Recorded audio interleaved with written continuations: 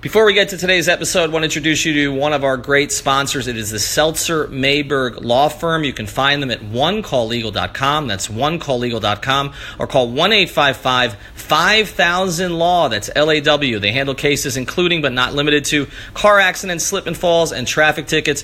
And we can tell you about their new 15,000 square foot office on I-95 in North Miami, because it's also our offices, so you can come say hello while you get your case handled. They handle cases from all over the state. Call now with 24/7 service for a free consultation. That's onecalllegal.com, 1-855-5000-LAW. And now, on to today's episode. Ethan Skolnick here with Alf Sidney. You know him as Alf954 on Twitter. This has been the 5 Reasons flagship podcast. We're transitioning now to 5 on the Floor, our Miami Heat and NBA podcast. Make sure you check out all of our draft episodes. We were live at American Airlines Arena for Pat Riley's press conference last week. But now Alf and I are going to transition to free agency, to trades, to some of the ways to make this team better with veterans now that they've added Tyler Herro through the draft, and they still have their young core. They still have a bunch of bad contracts they don't like. Yep. They're waiting to expire. But we're going to focus on one player today, because this is the one player that got Heat fans all heated last year, as I kept reporting that Jimmy Butler was interested in playing for the Miami Heat, and Woj didn't think so. Woj changed his mind, and Jimmy didn't end up making it down here, but it wasn't from a lack of interest in Miami. It was basically not being able to make the pieces match and not being able to work out a deal with Tibbs. And the reason we're going to focus on Jimmy is because, to me, first thing, he's a guy who symbolizes what Riley was talking about in a previous press conference. We need a guy to say he wants to play for the Heat. They had a guy, they couldn't get him. If he wants to come here this time, Alf, do you make a move for him? I would, but just like with anything else, it's what does it cost? And can you make it happen without basically gutting your entire team? And when we talk about the players that you're going to have to probably put up to get a Jimmy Butler, you're talking about Bam, you're talking about Josh Richardson, and because the only way Jimmy's going to come here is through a sign and trade, because everyone knows we don't have the cap space. Mm-hmm. So it's going to have to be a sign and trade. So when a sign and trade, you're going to have to give something up. And if it's Josh Richardson, I do it, right? If it's Bam, I'm going to have to think about that one a little bit more. If it's 2 of the young guys, then that's going to be just a no, because the thing is, Jimmy Butler, I love Jimmy Butler as a player. He is Miami Heat personified. That guy will fit in so seamlessly here. But if you're gutting your team and all that you have left is Justice Winslow and Jimmy Butler and a bunch of these journeymen on contracts that are probably a little bit bigger than they deserve, what kind of team do you really have? Yeah, well, that's one of the issues. I mean, the other issue, of course, is making the money match. And, you take a look at the Heat's 4 best contracts, they're their 4 youngest players. Or 4 youngest players that are contributors. They have other guys like Duncan Robinson and Yonte Maton. But I'm talking about the guys we call the kids, and Derrick Jones Jr. has kind of become the 4th there. Those are their 4 best contracts. But the problem with the good thing about good contracts is you don't end up in a situation like you are now with Whiteside and Waiters and JJ, where you're trying to get rid of them, and Tyler Johnson last year. The bad thing about good contracts is sometimes it's hard to make a trade work, because if the guy's not making enough money, you need to attach a bunch of, and no offense to anybody personally, garbage, okay, to make a deal happen. And so, Philadelphia may be in a position where they want 2 of the Heat's kids, but taking 2 of the Heat's kids is not going to make the money work anyway. Now, to me, Bam Adebayo is a non-starter in a trade like this. I agree. There's only one player that I would have made the move with Bam for, or 2 players that I would have made a move for Bam for.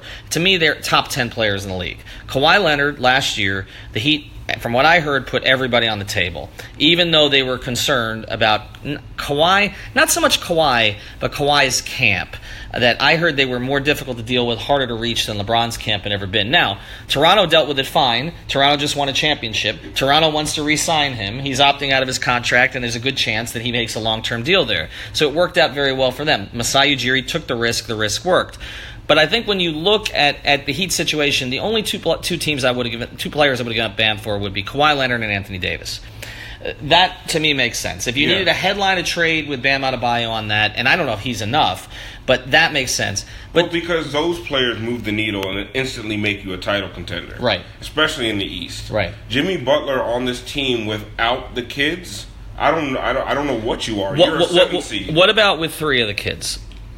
Let's say if the trade, if there was a sign and trade that could be worked out, and let's say to make the money work, you had to throw in Goran, Dion, and Josh Richardson, and maybe like a future first round pick for Jimmy Butler. I make that trade. Why? Because now you moved yourself off of Dion's money, Goran's money. You're a little Goran's money doesn't hurt you, right? Dion's money has the extra year. You're one season closer to being able to make a move, and the fact that you have Jimmy Butler on your roster, you still have Bam, you still have Justice, you still have Derrick Jones Jr. Who knows what these rookies are going to turn out to be? You have a nice, solid team that's maybe a 4 or 5 seed in the East. Maybe next summer you still can't do anything because of the contracts. But now you get to 2021, you got Jimmy locked up, you got your young guys, and you have a ton of cap space now. Now you're talking about, okay, maybe they can actually do something. But if Jimmy is... The weird thing about Jimmy for the Miami Heat, it'd be a long-term play, where I think for a lot of teams they're looking for Jimmy as a win-now type of thing. I think Philly was. Philly was, and if they re-sign him, they're still thinking about that, because for them to re-sign all these guys to max deals, I mean, I don't know what they're not going to have anything. Well, left. The report from my former colleague Howard Beck, who's pretty plugged in Philadelphia, I can tell you, he has a very close relationship with Elton Brand, the new GM there. But the report from Howard today was that they don't think they're keeping all 4. And so, as we speak here, now things change, but I didn't think they were keeping all 4 either. It's so much money. It's cost prohibitive, right? And listen, you want to pay Tobias Harris a max contract? Go right ahead, man. Go right. Well, see, but that's the other thing. I'd be more like I like Tobias as like your second or third best player, but to me, you consider paying Tobias a max if you don't have Jimmy. But if you have Jimmy and Tobias is going to be standing in the corner waiting for 4 other guys to play with a ball, it doesn't make any sense to pay that guy a max. Like, why not just go get another Redick, right? Just go get somebody else who's going to fit into the scheme and stay sort of out of the way. I think it's overkill. I thought it was overkill when they made the Tobias trade last year. Jimmy is a guy who needs the ball in his hands but also has a big personality, and it means that other guys fade the background. I do agree with you about one thing about Jimmy. I do think Jimmy here as the lead guy would embrace that completely. And much better than being the second or third guy in Philadelphia. You're not clear what he is. And I know there were issues with him being the one or not the one in Minnesota, but again, you had Towns, who is a more skilled overall player with a bigger future than him, but doesn't have the personality that Jimmy has. So it was never going to work because they really need Towns to be their best player, but Jimmy, by force of personality, was sort of their biggest personality, their best player, their lead player. Jimmy's an alpha, right? And I know we use that word a lot in sports, but he's legit an alpha personality, and he's not. And we've seen he's not an easy person to get along with. So I would think that on this team, next to guys like Justice and Bam, and even the Deons and whoever's still around, Jimmy could forcibly imprint his personality on this team, and I don't think it would ruffle too many feathers because these guys are used to a big personality in the locker room. Dwayne, right? But Dwayne's different in the way he goes about it with Jimmy. But the thing about Jimmy is Jimmy has the Dwayne seal of endorsement, right? And that's critical. Like, I felt that mattered for Mike Conley too. Like, whoever the next guy is going to be, it matters, I think, because of the influence that Dwayne still has over players, even if he's going to be living in L.A., the influence he still has over the young players in that locker room and sort of the influence he had the past year. And look, the older guys on the team seemed to be bothered by the whole Dwayne thing all year. The younger guys did not. And so I think it does matter that Dwayne has a relationship with Jimmy, but Jimmy's a different kind of alpha than Dwayne. Okay, you're right about that. Now, and I think a lot of it, but again, you look at Jimmy's numbers in Philadelphia, and these numbers would go up in Miami, okay? Because he dropped in Philly from 21.3 points a game in Minnesota early in the season, but he did 22.2 the year before, down to 18.2. His shots went down by 3 per game. He shot roughly the same percentage, 46%. I guess my concern about Jimmy is the 3-point shooting from a basketball perspective. There are other concerns I have about Jimmy, okay? The miles, the money, we're going to talk about those. But the 3-point shooting concerns me because he was at 33% this past year. He's 34% from his career. But his volume has gone up a little bit over the years. Now, it dipped a little bit in Philadelphia last season, but again, the ball spread around a lot. I don't want Jimmy Butler taking 5-6 threes if he's the lead guy on my team because he's just not that good at it. And that's one of my concerns, which I want to sort of transition here with you, is he's 30 years old this season. He's probably really 32 because he played for Tibbs. Yeah. And so his game is going to need to adjust over time. Even if he wasn't getting paid what he's going to get paid, which you're looking at $40-something million at the end of that contract. Yes. Would you be concerned about what Jimmy Butler... If you give Jimmy Butler 5 years at $191 million, are you concerned in 3 years that this is just, okay, Pat needs one last sort of push. He's going to bring in this player, and it's going to be Shane's problem or Nick's problem or Spo's problem or Adam Simon's problem after that's over with? Of course, right now, but that's the risk you run with so many of these max guys. These max contracts right now, it's great for the players, but it's not great for the teams, and it's not great for role players because the money's all gone. Yeah. So you're talking about in 3 years, 4 years, he's going to be making upper 30s, $40 million by the end of it. Where does that leave you, right? So you have to think, okay, is it worth it? That's why I said for Jimmy, you have to think long term because you're not winning a title in the next 2 years. So you'll have the space to bring in another star. The fact that Jimmy Butler is going to be here will help you bring in another star. So is it worth the risk in that aspect? Because part of the problem is if you don't make a move at some point and bring in somebody with that top tier talent at some point, what becomes the attraction in 2 years when you do have the space? So that's kind of that's the balancing act you play, right? Do you just wait out these bad deals, and then hopefully in 2021 you turn around, hey, we've been losing for 2 seasons. Hey, who wants to come play for Miami? Mm-hmm. It might be crickets at that point. Right, and you may not even have the same front office. I mean, that's the other thing to consider. Or maybe you don't have the same head coach. I mean, Spo's been at this thing since 1996, and he's the second longest tenured head coach in the NBA, and the other one, Greg Popovich, could leave at any minute. And Spo's been at this. He's got a baby. We've talked about all this. You don't know if he's still going to be the guy in charge. And now they've lost their heir apparent in Juwan Howard to Michigan. So who is the next guy? Is it Dan Craig? Or is it somebody else that they would bring in? I mean, Pat doesn't have a Popovich tree. And the reason for that is that nobody ever leaves. Yeah. And so there isn't a guy to go to. All right, when we come back, we're going to talk a little bit about where the Heat would stand in the Eastern Conference if they made the trade. Let's look at it in the context of that, because you keep saying maybe they're a 4 or 5 seed. Could they be better than that? I think they could be, and we'll talk about that. But first, I want to tell you about our newest sponsor. It's Magic City Casino. You've got to check out The High. Now, that's not spelled H-I-G-H. That's J-A-I, The High for High-Lie. They're going to have unbeatable drink specials, local vendors, interactive games, a live DJ, and so much more. The High is going to be Miami's newest hotspot on Friday and Saturday night. So mark your calendars. Magic City's grand opening of The High, it's now on July 19th. You're going to be hearing a lot about them because they're going to be on a lot of the podcasts in our network. We will be doing some live shows from The High on the weekends. You can come meet us, and we're also going to try to bring in some athletes with us, too, to hang out. If you haven't checked out Highlights, a lot of fun, and it's going to be a lot of fun at Magic City Casino. Again, it's The High on July 19th. All right, let's go to the Eastern Conference. We talked about this on a previous pod, and the East and the West are both in flux. Like, I'm looking at the top of both conferences, and I'm saying, who exactly do you fear other than maybe the Bucks, who just got run out of the playoffs 4 straight by Toronto? But in Vegas right now, they're the team to beat because Golden State, and let's go to the West quickly, but Golden State, the Durant situation as we speak, the Clay situation out until March.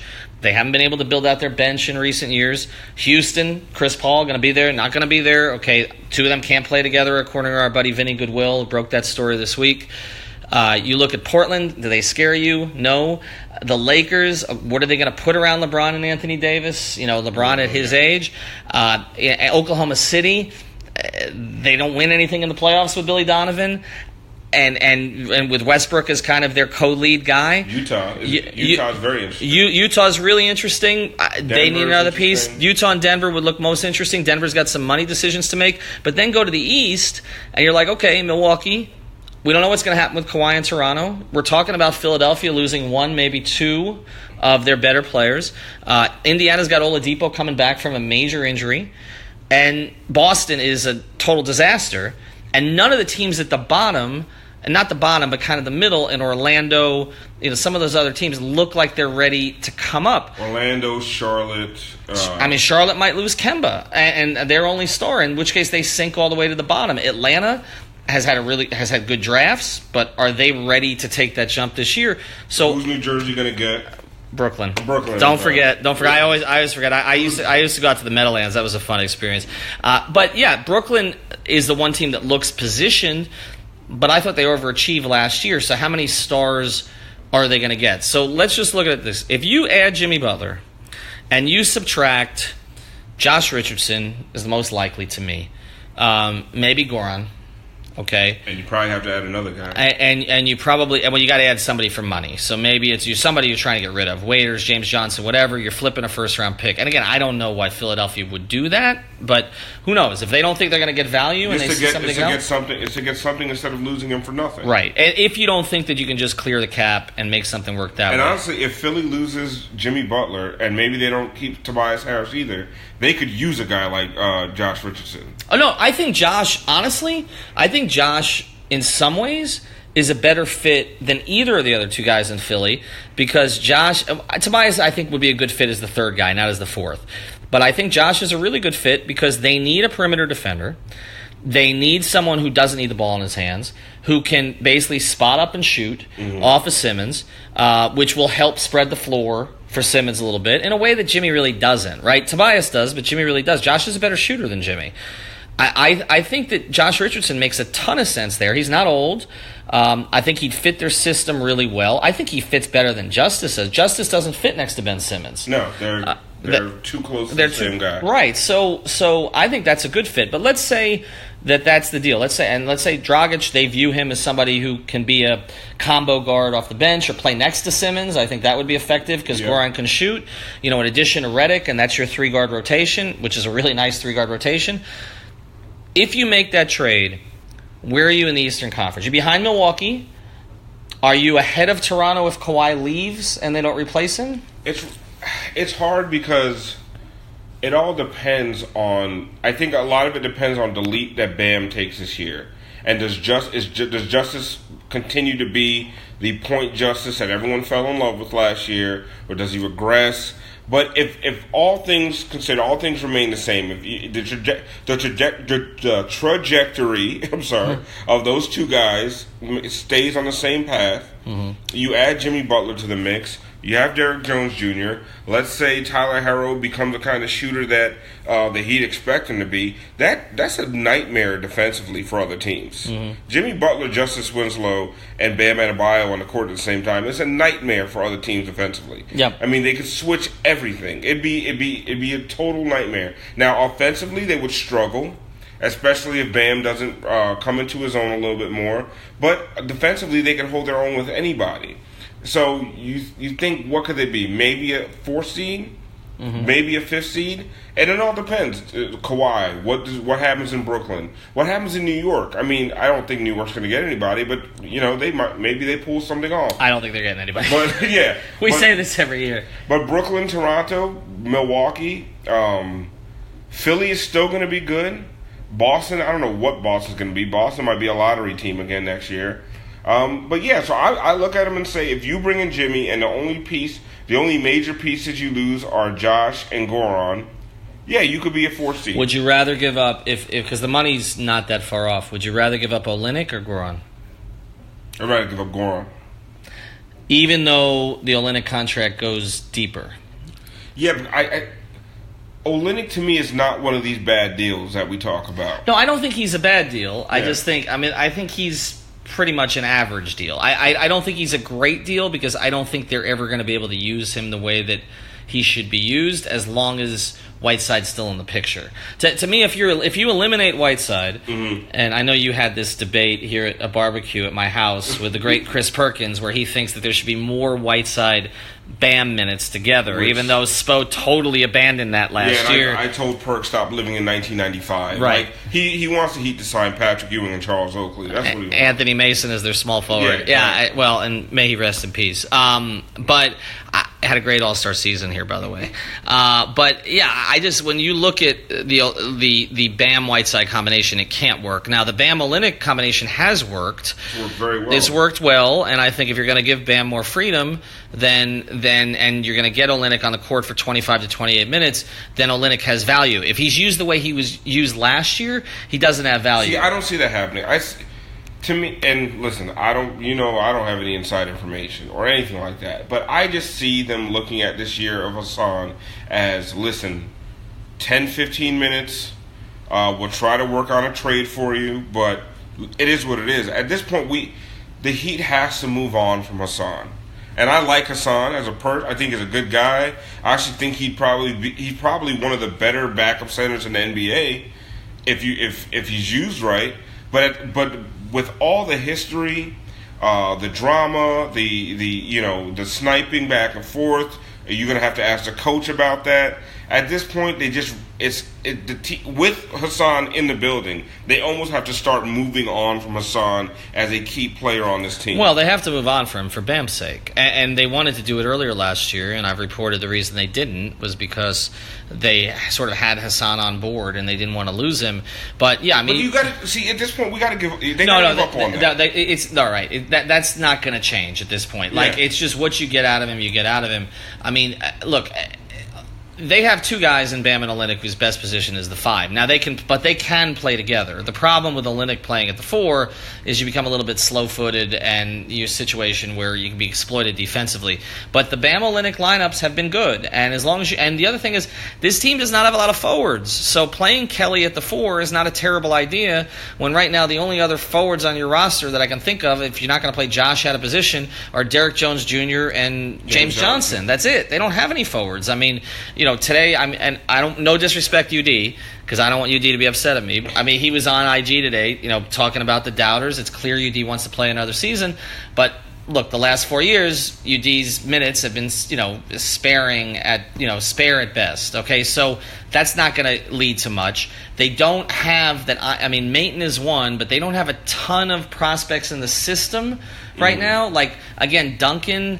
They started him last year at the 2 when they needed him. Now, what's interesting is KZ. Right. Their second-round draft pick. Who they can't introduce yet because of the stupid NBA rules. Course, yeah. Right. So we have to pretend he's not on the team, but he's on the team.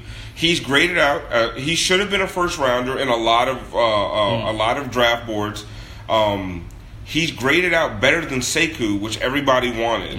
Right? So I think that's going to be an interesting thing to watch this year, and which is why I say they need to move on from the Hassans, the Gorons. And as much as I love Goron, even if you bring in Jimmy, it's still not a win-now mentality. Right. So you bring in Jimmy, and you bring in Jimmy to surround himself with these young guys, young energy. You don't think – I'll challenge you a little on that. You don't think – I'm envisioning what this presser would look like. Mm-hmm. They make the trade. Let's say they trade Josh. Okay, let's say they trade either Kelly or Goran. Let's say they trade a third piece to make the money work, right? Yeah. Maybe they throw in a pick. And let's say Philadelphia goes for that, or there's some kind of other arrangement that gets Jimmy Butler to Miami. If that happens, with what this organization has gone through of late and the need to turn the page to a new star, you don't think that they're going to have a big blowout press conference at the arena? Because I think they will. I don't think they're going to have what they had for the big 3, or even for, I remember Eddie Jones coming in, and that was in the main bowl. It probably would still be in the small interview room that you and I were in the other night, but it might be in the main bowl. Yeah. It might be because it's Jimmy Butler. It's a pedigree. It's a player that the fans have wanted for a long time. And I think once that happens, season tickets will start to come up a little bit because I know that they're not great right now. Yeah. Okay, they will have a player to put on the face of the marquee. Right now, if you go around the arena, this isn't that unusual for this time of year. I don't see any players in the flags. No. It's all like Bruno Mars. It's all like it's all the events that they have at the arena.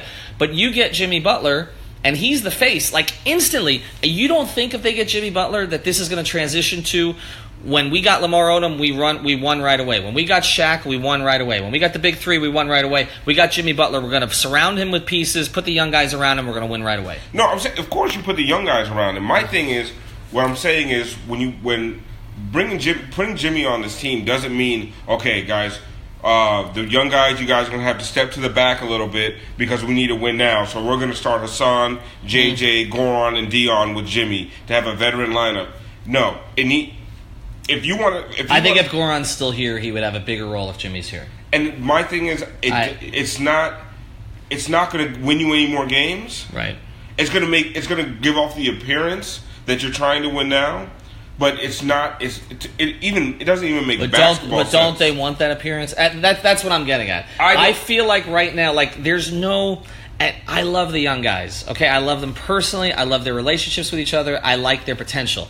But they're going to have a hell of a time. Like I saw the other day, and this is not them, but a gas station, and there's a Justice Winslow like do the do thing there, right? Mm-hmm. And I'm just thinking, like, I'm still not seeing Winslow jerseys. I'm still not seeing Josh Richardson jerseys. I'm still not seeing Bam jerseys. I just see Dwayne jerseys. But you will see Jimmy Butler jerseys immediately. But I'm going to tell you, if you bring in Jimmy Butler and the answer is to surround him with veterans in the starting lineup and the kids get less minutes, you're going to piss off the fan base even more. Which fans?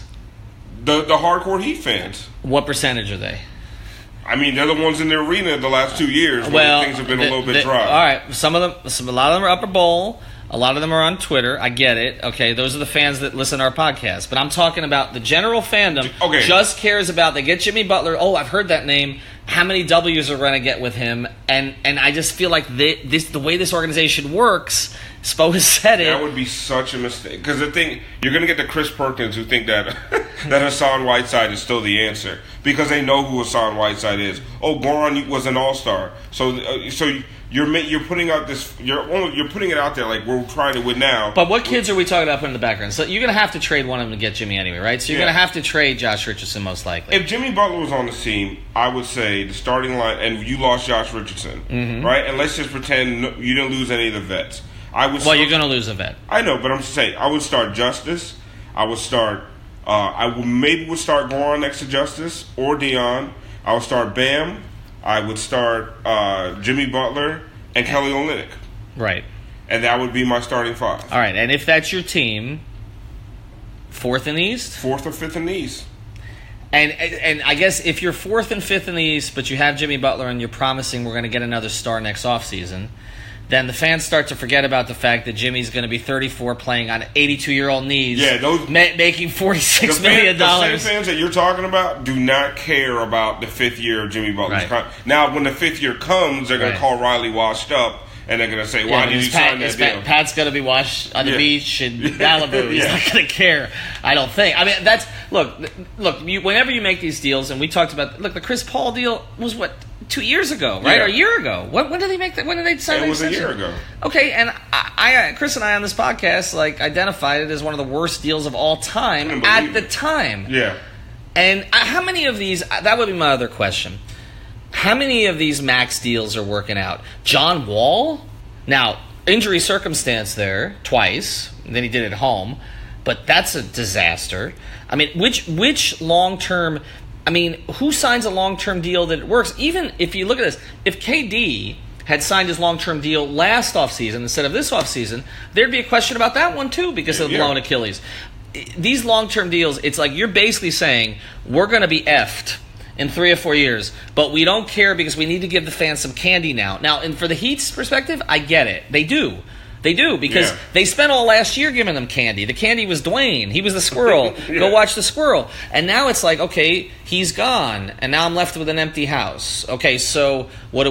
We got to promote the guys we weren't promoting last year. But you got like Kemba Walker. Mm-hmm. You want to pay Kemba a supermax? A 5'11" point guard? No. But they're going to do it. Somebody's going to do it. I mean, you said it. Tobias Harris is probably going to get it.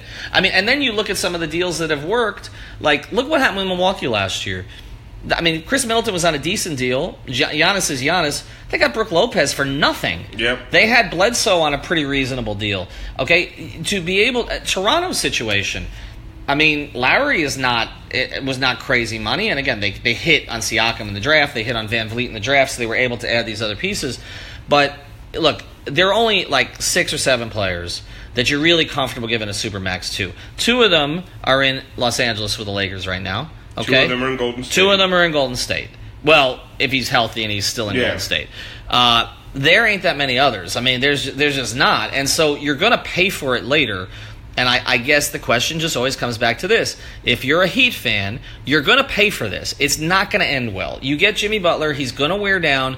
He's the type of personality that is, if his shot starts to decrease, he has less of a role when he's 33, 34. He's not going to age like Dwayne did. He's not going to fade to the background, take a bench role, and be happy with that and mentor the kids. So are you, whatever the kids are at the time, are you, and we'll finish here, are you comfortable for the now, for setting yourself up for maybe free agency for next year, basically knowing in 2 years, 3 years, 4 years, definitely 5 years, you're probably going to regret the hell out of this? Ethan, and I've said it before, I can argue both sides of this, and I do understand the attraction of a Jimmy Butler. But if I was the Miami Heat, and if I was making these decisions, I would tell the fans, swallow it for the next 2 years. Right? I'm going to play a ton of young guys for a ton of minutes. If they're a lottery team, they're a lottery team. If they end up being a 6, 7 seed, I'm not saying lose on purpose. You know how I feel about tanking. Right. But all I would worry about is for the next 2 years developing the young guys, and hopefully by the time that you have some cap space, you have a nice young core that somebody wants to come play with. I said it before. No more gaming the system. No more compounding mistakes. But if that's your aim, then you do flip Josh Richardson, because Josh is going to be 26 years old this year, but and by the time that you get to the point that you're talking about, he's 28 and probably maxed out as a player. But you don't flip Josh Richardson for tons of money on the books through 2025, that 2024, whatever it's going to be. That's my point. Whatever the moves that need to be made, I would do salary dumps. I would try to find somebody who needs a shot creator like Dion Waiters on a 2-year, $24 million contract. The Big Three is hiring. I think there are going to be teams that are going to want Dion Waiters for 2 years, $24 million. I think it's possible. I think the 1 year 12, 13 is going to be more attractive. But yes, okay, I think potentially 224 if he can sort of I don't know what to make of Pat's press conference there, because as you said, it was, you guys are awful. You're blaming him, but he deserves it. Yeah. So it was kind of hard to read. Look, they obviously were at wit's end with him last year. Can he rehabilitate himself? He's going to get the shots and the minutes if he's here this year, because they don't have a lot of other two guards, even while drafting one. So, at the end of the day, more 5-year deals for older players, right? I don't think is the answer. Right. If it was a Bradley Beal we're talking about, who's younger than Jimmy, who doesn't have Jimmy's injury history, who didn't play for Tibbs the Destroyer, maybe we'd have a different conversation. And I think Jimmy Butler's a better player right now than Bradley Beal, but Bradley Beal's younger. Right. Well, save it, because that could be a whole nother podcast. All right, check us out. We're going to be doing more 5 Reasons podcasts. Also, we're going to be transitioning to 5 on the Floor, so look for our new logo. What's going to make us a little bit different is that Alf and I are going to be at everything, and so we'll be able to get you inside the story and also interviews with players and all the rest of that. Check out 5 Reasons Sports. Also, check out 5reasonsports.com. Plenty of new content on there today. And remember, the opening of the High at Magic City Casino, that's on the 19th of next month, and we'll be out there quite a bit too, and we'll talk to you soon.